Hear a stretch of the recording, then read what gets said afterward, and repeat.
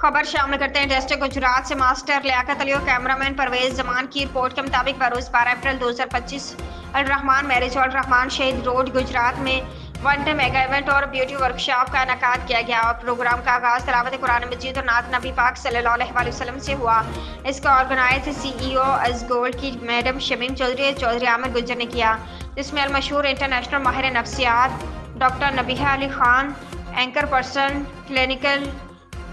फिजिकोलॉजिस्ट doctor Nabiha का कहना है कि मैं बस फर्स्ट टाइम गुजरात में आई हूँ, जिससे मुझे बहुत अच्छा लगा और इतनी इज्जत दी। स्टूडेंट्स ने मेरे साथ सेल्फी बनाई और औरतों ने मुझसे कहा कि हमें बहुत सबक मिला और घर में बस से मेरी बातों से इसके chief guest SHO madam Farzana Kausar Gujrat Benaqab news deputy bureau chief Nadeem Abbas Bhatti, Hafiz Ehsan madam Mansha, madam Atiya Mirza Gujrat, sir Saeed Sahal Shah, madam Rakhshanda Jhelum, makeup artist madam Noreen, skin expert भी डेमो दिया।